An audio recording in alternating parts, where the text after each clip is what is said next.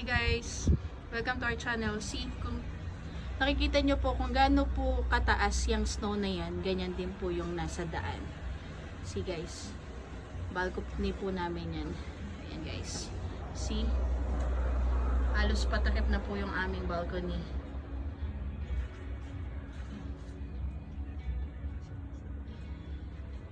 So, ganyan din po yung sa kalsada. Pero medyo mataas na yung sa kalsada kasi yung inis sa yung nililinis sila yung daan. So, yan.